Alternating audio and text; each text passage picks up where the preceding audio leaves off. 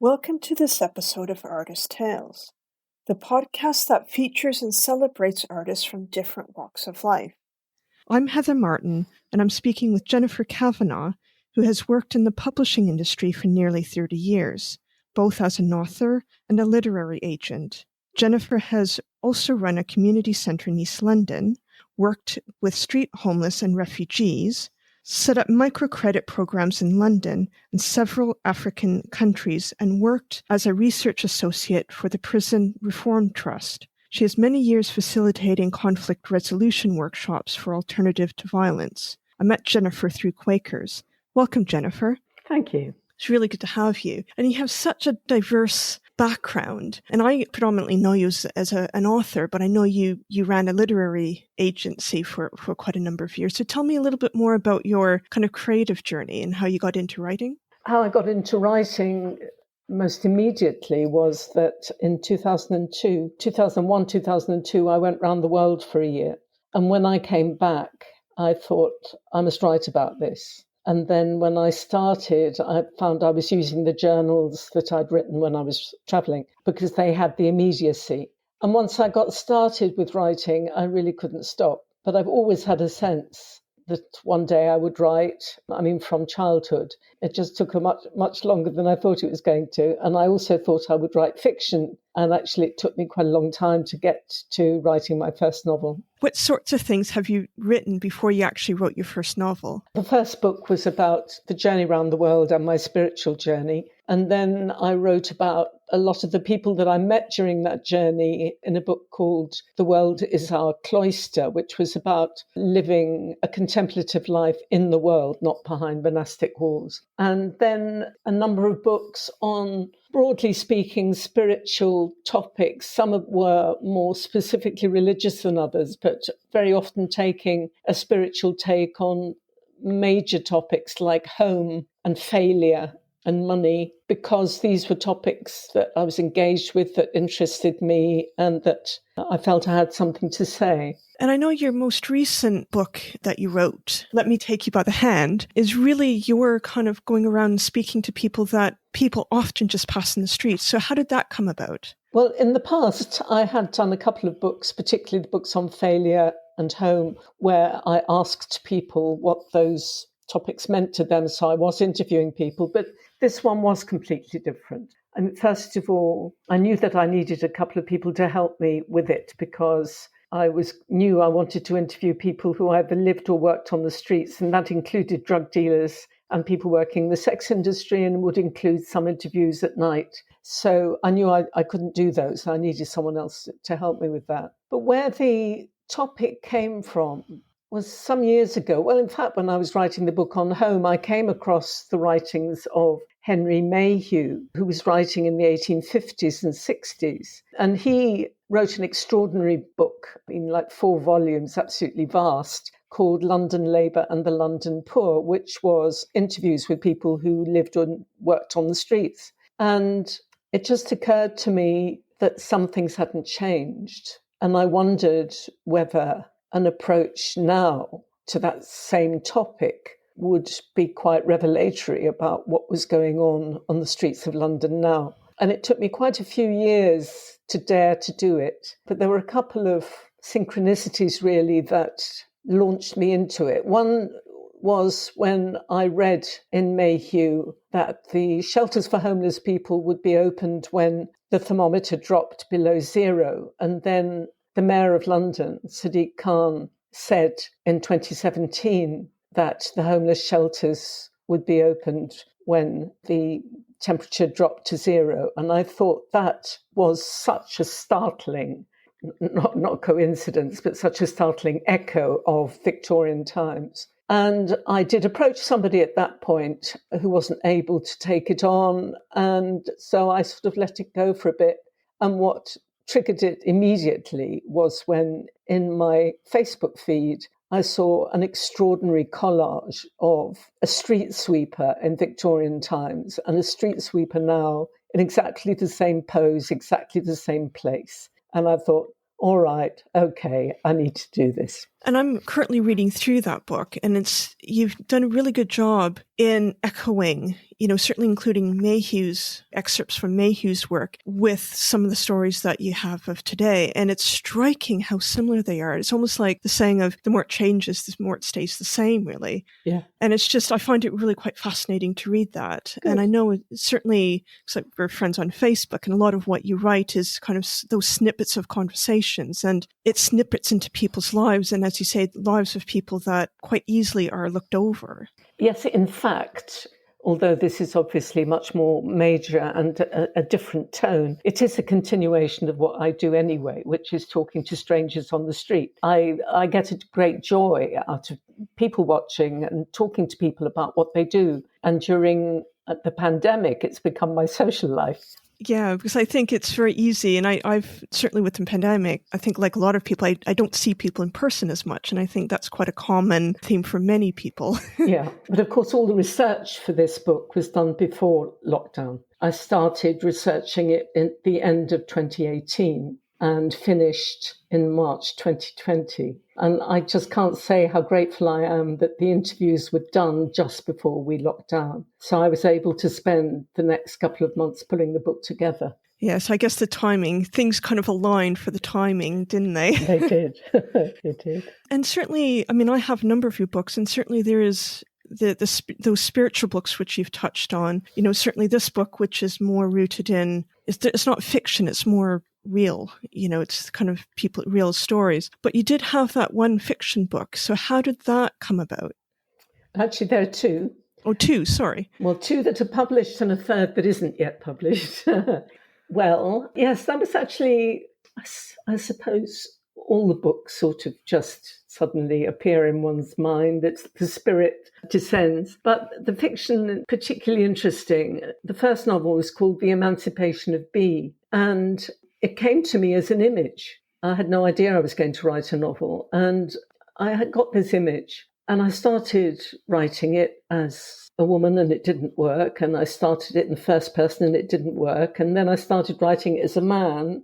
And I realized, yes, it is about a man. And it gradually told its own story. And in fact, the image turned out to be the very end of the book. And the second novel, which is called The Silence Diaries, came to me because I met a ventriloquist. And I was absolutely fascinated. And that developed into a novel. And is your process for the different types of novels you do, are they very distinct, or is there kind of overlap between the different books, the different types of books you do? I suppose the overlap is that they all come from me. I think with fiction, because I worked as an agent for all those years, I knew about writing fiction. I'd worked with novelists a lot, and I always knew that characters took a life of their own. But I really didn't know the half of it. They absolutely do. And also, I didn't understand how writing a novel taps into all the unconscious detritus of one's life, as well as the conscious stuff. It's a much more unconscious process, I think, than writing nonfiction has been for me anyway. I've known you now, Jennifer, for a number of years, and one thing that I know of you is you're very social, you're very socially minded. And as I said in my introduction, you've been very involved with community efforts to particularly for the poor and the microcredit. How much does that influence you in terms of your writing? This last book, I see really as a kind of summation of everything that I've done up to now in that area.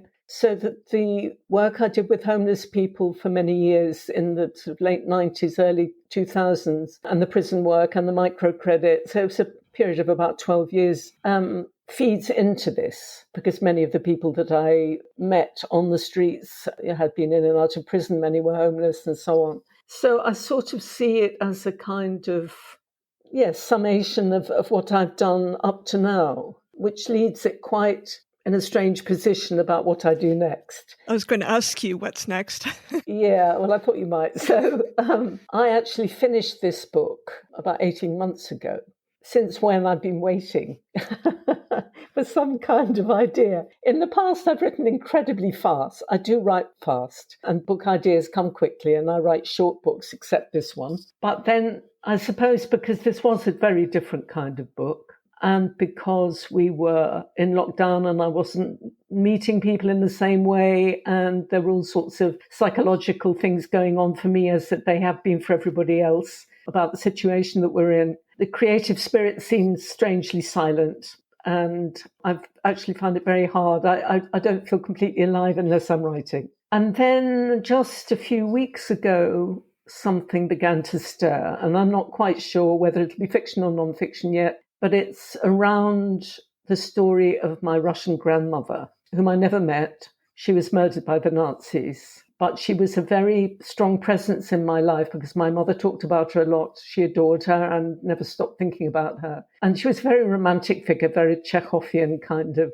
figure, and a pianist. And it occurred to me that her story and the story of my mother up to a point, because my mother was 102 when she died, so she sort of covered the whole of the 20th century. And in a way that they were caught up in the stories of the 20th century, the Russian Revolution, the Holocaust, the war, and so on and so forth. And I've got something in my head which I'm calling Thread of Life, which is about the continuation of women's lives during that century. So we'll see what happens. That sounds very interesting. I'll certainly be, hopefully one of the first people in queue to get that book.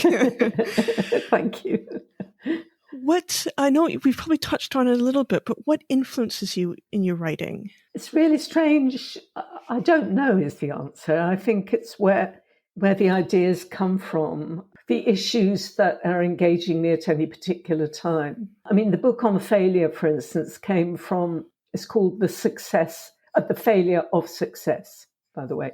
When I was running a microcredit program in an African village, there were some women who were not repaying their loan, and I became worried that the project would fail. And I mentioned this to someone, and they said, well, what would success look like? And I thought, well, if you help one person out of poverty, that could be seen as success, but not if you've raised the expectation of 100. And then I started thinking about what does success and failure really mean?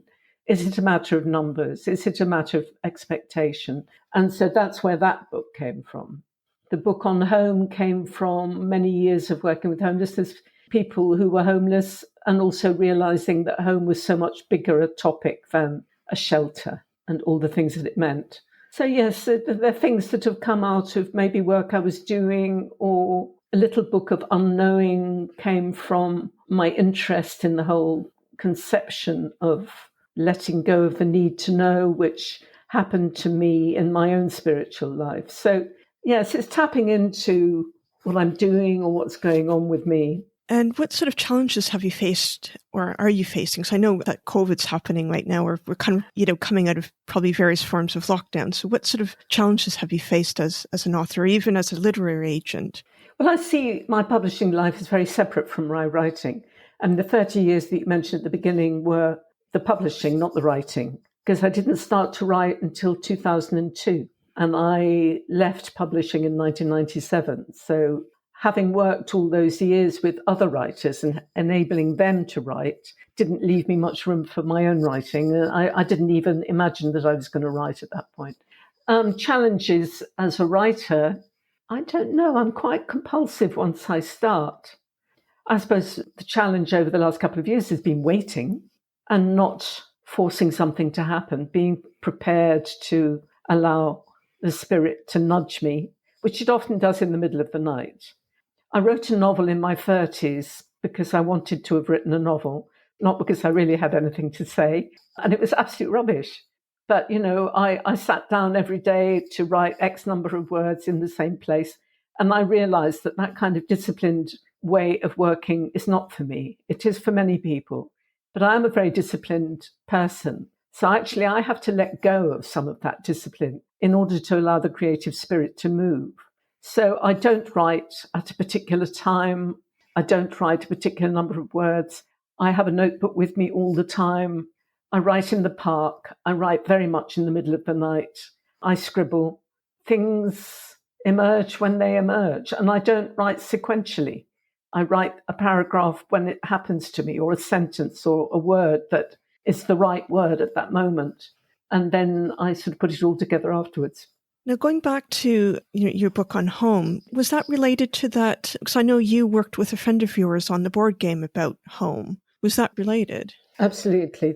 The board game, which is also called Journey Home, came from the book. I just woke one morning and realized that the themes of the book, which were home as family, as community, as shelter, as the environment and inner peace, would make a board game. I don't know where that came from. Same with the book, as it just emerges. But I then got together with some young Quakers and we did some playing around with it. And yes, a friend of mine who sadly died now designed it. And we found a games producer. And yes, it emerged and really has done very well in many countries of the world, actually. And how was that? I know it kind of was probably, it sounded like it was a spontaneous sort of thing that came out, but it seems very different from writing. I mean, how did you feel about kind of doing something which to me seems completely different? Well, it was huge fun, actually. I've always liked board games, and I never in a million years imagined I would produce one. But it was great fun playing around with ideas. And, as I said, young Quakers helped me because they were very creative and, a different generation. And we used to board games too. And it was fun working with Andrew, the designer. Yes, looking at the visual side of it and the concepts and trying. I think that the challenge there was somebody said, don't make it too wordy.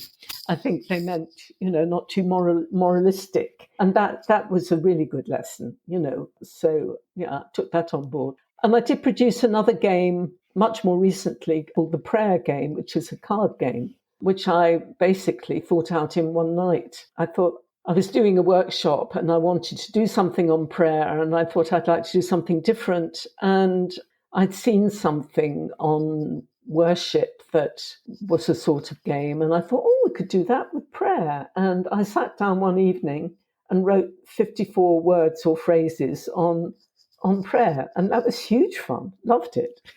And is that something that has been also, because you mentioned the other board game was actually quite successful and still selling. How well did, not to say one is more successful than the other, but how was the card game received?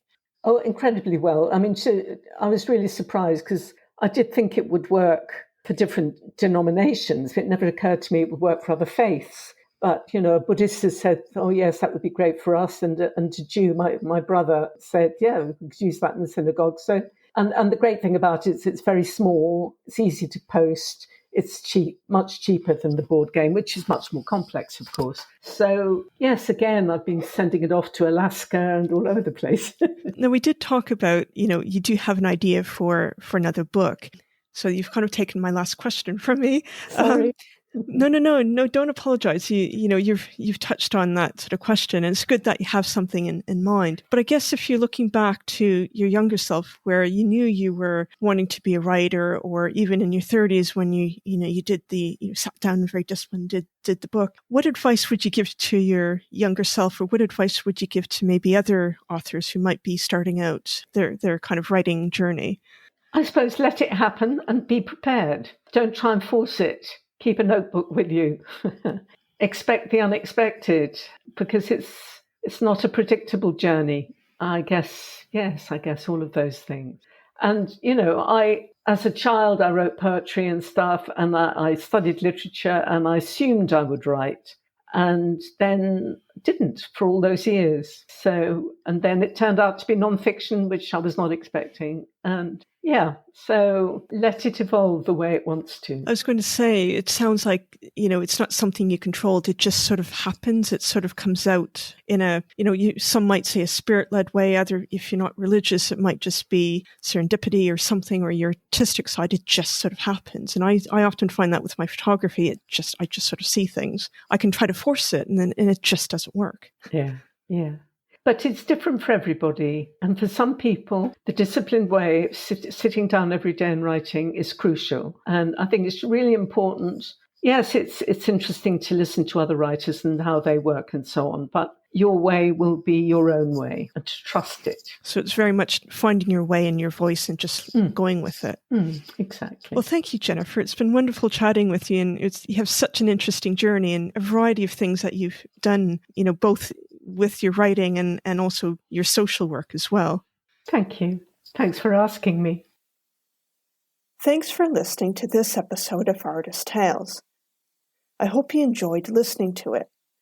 Further information about the artist I spoke with is in the episode notes. Please rate and review this podcast on the apps and spread the word. You can get in touch by emailing artisttalespodcast@gmail.com. This podcast is on social media. Check the information in the episode notes. Hope you join me next episode